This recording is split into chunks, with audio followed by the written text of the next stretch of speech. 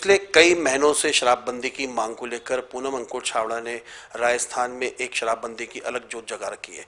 जी, हम बात करेंगे जिस प्रकार से बिहार के अंदर में शराबबंदी की सरकार ने, उसी प्रकार से पूनम छाबड़ा चाहती है कि राजस्थान में भी संपूर्ण शराबबंदी होनी चाहिए, क्योंकि इसी शराबबंदी को लेकर पूनम छाबड़ा के पिताजी ने प्राण त्याग दिए थे। पूनम जी, मेरा पहला सवाल आपसे ये है कि जिस प्रकार से राजसमंद के काछवाड़ी के अंदर में वोटिंग के द्वारा शराबबंदी की वो रखी गई है, तो उसको किस तरीके से, क्या एक सुझाव ये आप ही का था, क्या पूरा मामला बताइए। जी बिल्कुल, ये सुझाव मेरा ही था। मैंने पिताजी से ये सुझाव दिया था कि जनता को ये अधिकार होना चाहिए कि उनके क्षेत्र में शराब की बिक्री हो या ना हो। मेरे पिताजी ने इस पे बहुत गहरे से चिंतन किया, अध्ययन किया, डिस्कस किया, सब लोगों से पूछा विचारा, मुझसे फिर से डिस्कस किया, संगठन से बातचीत की। उसके बाद उन्होंने ये निर्णय लिया कि ये डिसीज़न जनता का ही है। जब वो अनशन पे गए और उसके बाद उनका समझौता हुआ राज्य सरकार के साथ में, तो उस समझौते में उन्होंने मेरे सुझाव को शामिल करवाया, जिसका हमेशा ही श्रेय उन्होंने मुझे दिया। लेकिन सही बात तो ये है कि तब उन्होंने किया, अनशन उन्होंने किया, ये उनकी कड़ी मेहनत थी, ये सारा का सारा श्रेय उनको जाता है। मेरा तो मात्र सुझाव था, सारी मेहनत, तपस्या सब उनका ही था। अच्छा, पूनम जी, मैं आपसे पूछना चाहूँगा, आप छाबड़ा से कब से जुड़ी हुई थी आप कुछ? मैं छाबड़ा साहब से शादी से पहले से ही जुड़ी हुई थी। मेरे कॉलेज के दिनों में एक कार्यक्रम में मैंने उनके विचार सुने थे। मैं उनके विचारों से बहुत ज़्यादा अटैच हुई थी, मुझे उनके विचार बहुत दिल को छुए।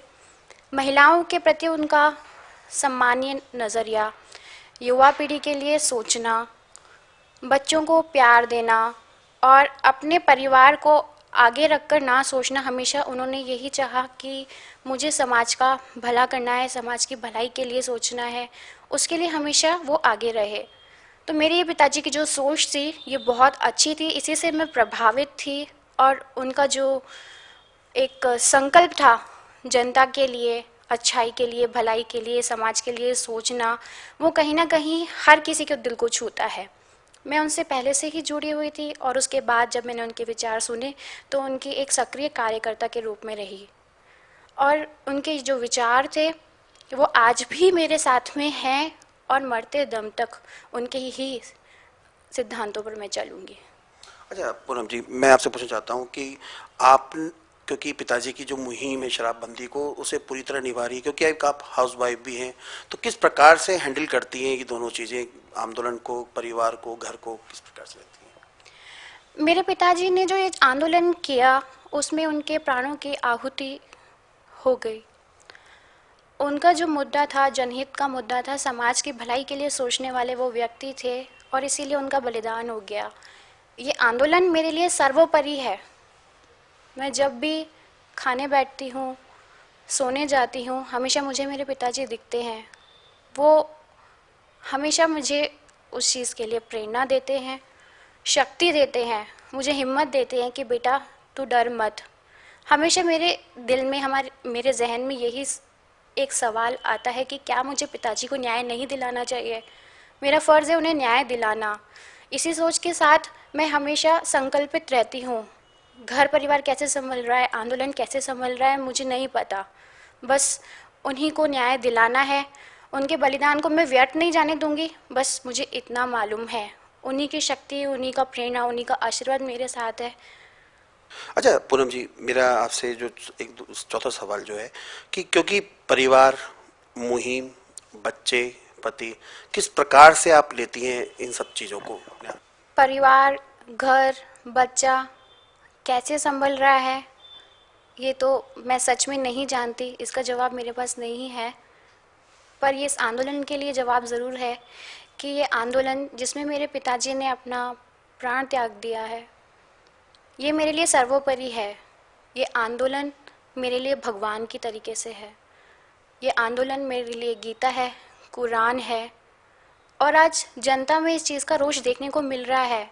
सब लोग यही चाहते हैं कि छाबड़ा साहब को न्याय मिलना चाहिए। उनके साथ जो हुआ गलत हुआ।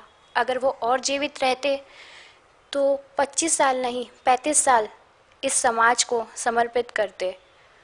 हर जन से, हर घर से यही आवाज़ है, जस्टिस फॉर छाबड़ा जी। अच्छा, इस मुहिम की, अगर इस आंदोलन की अगर बात की जाए तो आगे की रणनीति क्या रहेगी आपकी? मेरी आगे की रणनीति यही है कि मुझे मेरे पिताजी को शहीद का दर्जा दिलवाना है, राजस्थान को शराब मुक्त करना है, राजस्थान को भ्रष्टाचार मुक्त करना है। मेरी आगे की रणनीति यही है। और अभी आपने जो काचवली ग्राम में प्रयास देखा है, वहाँ पे जो वोटिंग का प्रयास हुआ है, उसे और बड़े स्तर पे बहुत सारी ग्राम पंचायतों के साथ मिलकर दोहराना है, और भी नए प्रयोग करने हैं और एक नए आंदोलन की तैयारी करनी है। मेरे नए आंदोलन का आगाज़ करना है। अच्छा पूनम जी, मेरा जो सवाल आपसे ये है कि सरकार कहती है कि अगर शराबबंदी कर दी जाए पूरी तो माफियाओं के पनपने का चांस पूरा रहता है, तो क्या कहती हैं इस बारे में आप? वर्तमान में राज्य सरकार ने गली गली कूचे कूचे में शराब के एक्सक्लूसिव शोरूम्स खोल रखे हैं, तो फिर अवैध शराब की बिक्री क्यों हो रही है? शराब की बिक्री नहीं होनी चाहिए। अच्छा पूनम जी, सरकार कहती है कि माफिया पनपेंगे अगर शराबबंदी कर दी जाए, तो क्या कहेंगी इस बारे में आप? वर्तमान में राज्य सरकार ने जगह जगह कूचे कूचे में शराब के एक्सक्लूसिव शोरूम्स खोल रखे हैं, तो फिर अवैध शराब की बिक्री क्यों हो रही है? ये सरकार की विफलता है कि वो अवैध शराब की बिक्री को रोक नहीं पा रही है। और आज आप देखिए, राजस्थान में 100 से ऊपर ऐसी जगह हैं जहाँ सिर्फ शराब को ही लेकर विरोध प्रदर्शन हो रहा है, तो अवैध शराब तो कहाँ से बिकेगी? आप जोधपुर जाए, बाड़मेर जाए, बीकानेर जाए, भरतपुर जाए, नौखा जाए, शाहपुरा जाए, दिल्ली रोड जाए, चोमू जाए, अलवर जाए, हर जगह इतना पुरजोर समर्थन मिल रहा है, जनता का विरोध हो रहा है शराब को लेकर, तो अवैध शराब कहाँ से पनपेगी? अगर सरकार नहीं चल रही है तो मोह त्याग दीजिए, राष्ट्रपति शासन लागू कर देना चाहिए। अच्छा पूनम जी, अगर इस पूरे आंदोलन के जो काछवाली के अंदर जो राजसमंद के अंदर महिलाओं ने जो वोटिंग की थी शराबबंदी को लेके, तो क्या लगता है कि इस तरह की मुहिम को क्या पूरे राजस्थान में लेके जाएंगी आप? जी हाँ, बिल्कुल। जैसा काचवली ग्राम में आपने प्रयोग देखा है, वैसा ही प्रयोग हम जगह जगह, हर पंचायत में, हर ग्राम में लेकर जाएंगे और इसे बड़े स्तर पर और आगे लेकर जाएंगे।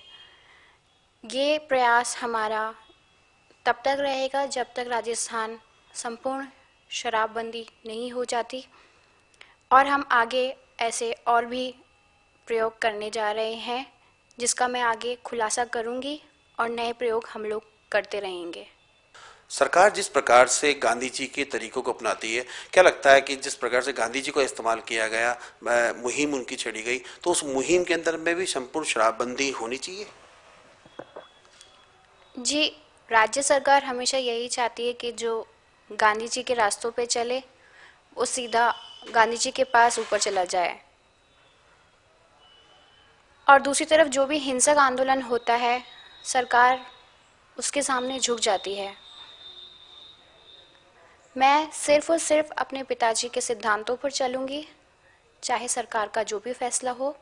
वैसे तो शराबबंदी को लेके कई बार कई संगठनों ने आंदोलन किए, लेकिन इसी कड़ी के अंदर में जब गुरुचंद छाबड़ा जी ने आंदोलन किया, उसके बाद में इस मुहिम को और इस आंदोलन को आगे ले जाने के लिए उनके बेटे अंकुर छाबड़ा जी ने क्या कदम उठाए, चलिए बात करते हैं अंकुर छाबड़ा जी से। अंकुर जी, पहला सवाल मेरा आपसे ये है कि सरकार ने देखा जाए तो शराबबंदी को लेकर कोई ठोस कदम नहीं उठाया, क्या कारण लगता है आपको ऐसा? देखिए, ये सरकार सिर्फ वादा करने की सरकार है। ठोस कदम एक दृढ़ इच्छा के साथ लिया जा सकता है। सरकार सिर्फ वादा करती है, अपनी दृढ़ इच्छा और अपनी इच्छाओं को बिल्कुल परे रखते हुए इस पे सिर्फ राजनीति कर रही है। सरकार की कोई मंशा नहीं है। सरकार की जो सिचुएशंस है उसके ऊपर कम्प्लीटली ये दिखाई दे रहा है कि सरकार सिर्फ व्यापार करने के लिए आई है। उन्हें ऐसा लग रहा है कि आज के बाद उन्हें कभी सत्ता मिलेगी नहीं, ये उनकी आखिरी सत्ता है। और जो पैसा कूटना चाहते हैं, कमाना चाहते हैं इसके ज़रिए, कहाँ से, मेरे को नहीं लगता है कि वो शायद सरकार के लिए कर रहे हैं, सिर्फ अपने पर्सनल व्यापार की तरीके से इस राजस्थान को चला रहे हैं। और इसी मुहिम के साथ में वो राजस्थान को पूरे शराब के नशे में घोंसना चाहते हैं।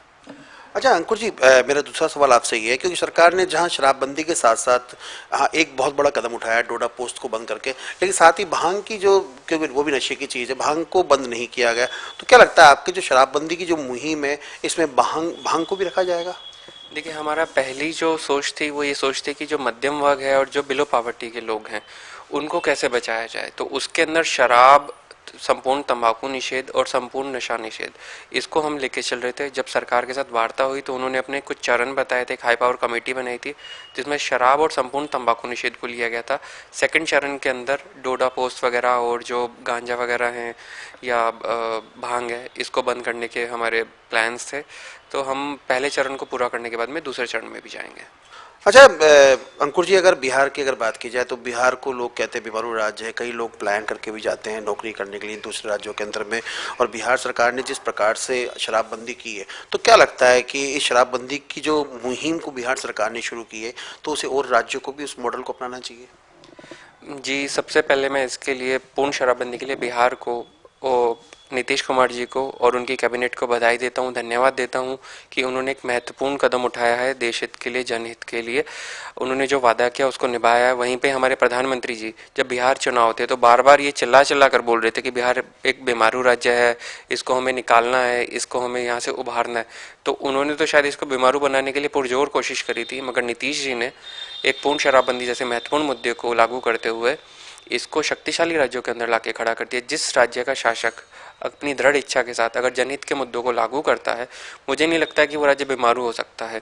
और रही बात पलायन की या ये इधर उधर जाके दूसरे राज्यों में नौकरी करने की, तो उसके बारे में मैं ज़्यादा नहीं बता सकता। मगर हाँ, बिहार को देखते हुए जो सिचुएशन बिहार की है उससे राजस्थान कहीं ज़्यादा मजबूत सिचुएशन पे है। और बिहार की तरीके से यहाँ पर पूर्ण और सख्ती से पूर्ण शराबबंदी हो सकती है, मगर इसके लिए सिर्फ और सिर्फ राजस्थान की मुख्यमंत्री को एक दृढ़ इच्छा रखते हुए इस पर कदम उठाना पड़ेगा। और मुझे बहुत दुख के साथ ये कहना पड़ रहा है कि राजस्थान आज बीमारू राज्यों में सबसे नंबर 1 पे आता है। अच्छा, अगर देखिए शराबबंदी की तो बात चल रही है, क्योंकि आपके पिताजी ने भी बहुत बड़ा आंदोलन किया, तो क्या लगता है कि उनकी मौत को इसी प्रकार से सरकार जाया जाने दे रही है? देखिए, हमने अपने पिछले इंटरव्यूज़ में भी यही कहा था कि जो सरकार है वो कहीं ना कहीं हमारे पिताजी के लिए छाबड़ा साहब की मृत्यु का कारण है। उन्होंने कहीं ना कहीं इसको प्रायोजित किया गया है।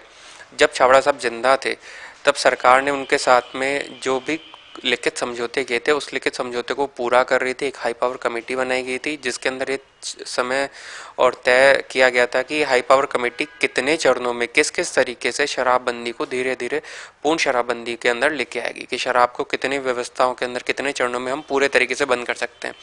जैसे ही उन्होंने अपना लास्ट सेंशन किया, सरकार ने अपनी मंशा को दिखाते हुए उनसे कोई संपर्क नहीं किया, कोई डायलॉग बॉक्स नहीं रखा और अपने चिकित्सकों के थ्रू उनको क्षति पहुंचाई गई और उनको डैमेज किया गया। ये मैं पूर्णतः आपको बताना चाहता हूँ कि इसमें सरकार का पूरा पूरा हाथ है। और उनके जाने के बाद में ही सरकार जो 6,000 करोड़ सालाना अपनी आय बताती है, अब उसको एक तरफ तो जब तक छाबड़ा साहब थे तो बोल रहे थे कि इसको खत्म करना है, धीरे धीरे कम करना है, और उनके जाते ही अब वो उसको 9,000 करोड़ का टारगेट लेके गए हैं। अब वो बोल रहे हैं कि हम इसको अगले साल 30,000 करोड़ तक लेके जाएंगे। तो कहीं ना कहीं सरकार की मंशा है और उनकी जो शराब का प्रोत्साहन करने की जो इच्छा है, जो उनका व्यवसाय की इच्छा है, वो कहीं ना कहीं ये साबित कर रही है कि छाबड़ा जी की मृत्यु में इनका हाथ है। अच्छा, क्योंकि देखिए शराबबंदी की हम बात कर रहे हैं साथ में, क्योंकि दुकानें रात को 8 बजे तक खुलती है, तो क्या लगता है आपका रुझान उन बारों पे भी है जो बार रात को 11 बजे तक खुलते हैं? कई ऐसे बार हैं, कई ऐसे ठेके हैं जो रात को 2 नंबर की शराब बेचते हैं, तो क्या वो इस प्रकार शराब माफिया अपना रहा है? देखिए, ये सरकार ने आज की डेट के अंदर शराब को पूर्ण तरीके से जगह जगह मोहल्ले मोहल्ले के अंदर दुकानें खोल रखी हैं, बार्स खोले हुए हैं, इनकी एक समय सीमा बांधी हुई है। उस समय सीमा के अंदर तो सरकार उनसे कमाई कर ही रही है। उस समय सीमा के बाद में जो शराब बिकती है, चाहे वो वैध तरीके से है, चाहे वो अवैध तरीके से है, चाहे वो माफिया के तरीके से, वो कहीं ना कहीं परोक्ष या अपरोक्ष रूप से सरकार की ही जेब में जाता है। सरकार के मंत्री और सरकार खुद इसके अंदर पूरी तरीके से उतरी हुई है। आप जांच करा लीजिए, मैं आपको दावे के साथ ये कह रहा हूँ, जितने भी राजस्थान के अंदर ठेके हैं या माफिया हैं वो सरकार या उनके रिश्तेदारों के ही हैं।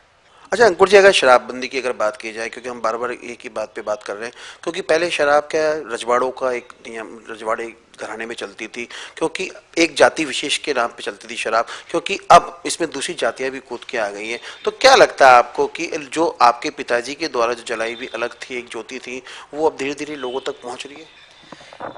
इसमें कोई दो राय नहीं है कि छाबड़ा जी ने जो जोत जलाई थी आज वो घर घर तक जाने लगी है। पहले ये एक जाति विशेष के लिए हुआ करता था या कुछ लोगों तक सीमित था, मगर सरकार ने इसको इतना प्रोत्साहन किया, अब वो जाति विशेष के साथ साथ लड़के और लड़की में भी इसका कोई भेदभाव नहीं रह गया। एक तरफ छाबड़ा जी के डर से सरकार इस प्रोत्साहन को रोक के रखी हुई थी और शराब के व्यापार को छोड़ना चाहती थी। छाबड़ा जी के जाने के बाद में उसने 30,000 करोड़ तक का अपने एक लक्ष्य रखा है कि हम अब इसको, पहले 9,000 करोड़ किया, अब इसको हम 30,000 करोड़ तक अपनी सालाना आय बनाएंगे। इसका मतलब ये है कि सरकार इसको इस तरीके से प्रोत्साहन करेगी कि जो बच्चा पेट से पैदा हो वो दूध की जगह शराब को पकड़ ले, तभी ये संभव है, अदरवाइज इसमें कोई भी संभवता नहीं दिखती है। अब की बार जो शराब की जो लॉटरियां निकली है, उस लॉटरियों को अगर देखा जाए तो मंदिरों के पास, मस्जिदों के पास में शराब के ठेके की लॉटरी निकली है। तो क्या लगता है कि सरकार क्या दिखाना चाहती है? राजस्व को बढ़ाने के लिए किसी भी हद तक जा सकती है सरकार?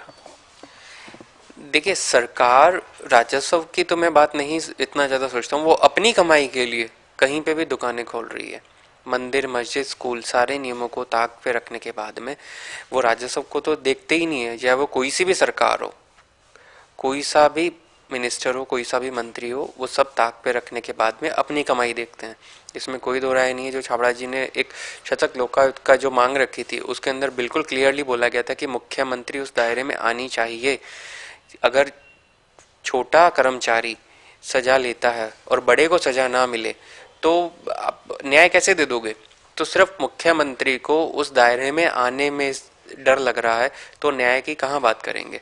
शराबबंदी का प्रोत्साहन देख लीजिए, न्याय की हालत देख लीजिए। राजस्थान में आप कोई भी काम बिना पैसे के करवा के दिखा दीजिए, मैं आपको ये चुनौती के साथ कहता हूँ कि उस बंदे के पसीने छूट जाएंगे।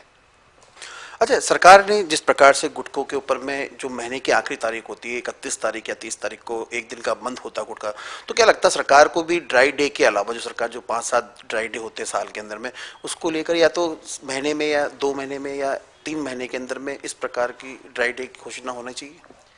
जी देखिए, जब तक पूर्ण शराबबंदी नहीं हो सकती तब तक सरकार को कुछ ऐसे कदम उठाने चाहिए कि ड्राई डे जैसे, या जो पीने के आदी हो चुके हैं उनसे एक अपील करनी चाहिए कि अगर आप 7 दिन पी रहे हैं तो कम से कम 1 दिन या 2 दिन अपनी इच्छा से छोड़िए। और इसके कार्ड्स बनने चाहिए ताकि इस कार्ड्स के अकॉर्डिंग उसके परिवार को ये जानकारी होनी चाहिए कि मेरा बेटा, मेरा पति, मेरा भाई, मेरे पिता कहाँ हैं, कितनी शराब पी रहे हैं, उनके शरीर को कितना नुकसान हो रहा है, ये ज़रूर होना चाहिए। उसके साथ साथ सरकार को आयु सीमा बांधनी चाहिए कि कम से कम 25 से 27 वर्ष का युवक ही इस शराब को हाथ लगाए। इससे अगर छोटा युवक हाथ लगाता है तो शायद वो आने वाली भावी पीढ़ी को शराब के नशे में घुसाने के मूड में है। अच्छा, मेरा आपसे आखिरी सवाल ये है, क्योंकि भाजपा की सरकार है, केंद्र में भाजपा की सरकार है, राज्य में भाजपा की सरकार है और गुजरात में भी भाजपा की सरकार है, तो क्या लगता है कि सरकार की कथनी और करनी में बहुत अंतर है, राज्य सरकार की अगर बात की जाए या केंद्र सरकार की अगर बात की जाए तो? देखिए, मैंने पहले भी कहा था कि भाजपा सरकार, चाहे वो केंद्र में बैठी है चाहे वो राज्य में बैठी है, दोनों ने सिर्फ वादे किए हैं। 2 साल के अंदर ना तो राज्य सरकार कुछ कर पाई है, ना केंद्र सरकार कुछ कर पाई है। आज के समय में ना वो महंगाई को काबू कर पाई है, ना वो किसी अत्याचार को काबू कर पाई है, ना उन्होंने जो लिखित समझौते किए हैं या उन्होंने जो वादे किए थे कुछ भी नहीं कर पाई। दोनों तरफ से फेल है सरकार। अच्छा राम सिंह जी, जैसे गुरुचरण छाबड़ा जी ने जो आंदोलन किए शराबबंदी को लेके और अब जो मुहिम चल रही, कितना अंतर है, कितना फर्क है इसके अंदर लोग? देखिए, इन्होंने जो अनशन किया, गुरुचरण छाबड़ा जी ने अपने जीवन काल में 14 बार अनशन किया और अब की बार इन्होंने जो अनशन किया 32 दिन तक अनशन किया और 32 दिन में सरकार के कान पर जूं तक नहीं रेंगी और उनकी शहादत हो गई। तो उनकी शहादत को जो है हम यूं ही नहीं जाने देंगे। पूनम जी और अंकुर जी छाबड़ा जो इस मुहिम को आगे बढ़ा रहे हैं, हमारे राजस्थान में जगह जगह से जो लोग हैं इनको को जो सपोर्ट कर रहे हैं, हम भी उनके साथ हैं, हमारा सारा व्यापार मंडल साथ है, हम इनके साथ लगे रहेंगे। अगर हम संपूर्ण शराबबंदी की बात करें, गुरुचंद छाबड़ा जी की अगर बात करें, तो उन्होंने जब से लेकर इस आंदोलन की मुहिम छेड़ी है, तब से लेकर आज तक राजेंद्र जो उनके साथ जुड़ा हुआ है, कहने को तो राजेंद्र है लेकिन ये दिव्यांग है और ये पूरे उस आंदोलन से जुड़ा हुआ है। अच्छा राजेंद्र जी, सबसे पहला सवाल मेरा आपसे ये है कि आप युवा हैं, दिव्यांग हैं, तो किस नज़रिए से लेते हैं इस पूरी आंदोलन को आप? मैं अमर शहीद गुरुशरण छाबड़ा जी से जुड़ा हुआ हूँ और उनके नज़रिए से मैं कई बार वाकिफ़ हूँ। उन्होंने मुझे बताया कि छोटी छोटी बच्चियों के साथ बलात्कार होता है। मेरी आंखें फटी फटी रह जाती जब अखबारों में ये न्यूज़ में पढ़ता तो। और उनकी इस मुहिम से मैं उनसे प्रभावित होकर मैं इस मुहिम से जुड़ा और इस आंदोलन को आगे बढ़ाने के लिए मैं युवाओं को जोड़ा, काफ़ी दिव्यांग को जोड़ा। आज भारत में पोलियो से विकलांगता खत्म हो गई, लेकिन एक्सीडेंट से दिव्यांगों की संख्या बढ़ रही है, जो सरकार भी दिव्यांग के लिए कुछ कर नहीं पाती है। और जब से उनकी शहादत हुई है तो अंकुर छाबड़ा और पूनम छाबड़ा जी की वजह से, उनके सहयोग से मैं हर 3 तारीख को एक प्रोग्राम करता हूं जिसमें युवा, महिलाएं, बुजुर्ग और बच्चे और कॉलेज के स्टूडेंट सभी शामिल होकर उनको श्रद्धांजलि देते हैं। और इस मुहिम को हम जब तक चलाते रहेंगे जब तक संपूर्ण शराबबंदी राजस्थान में बंद नहीं हो जाती।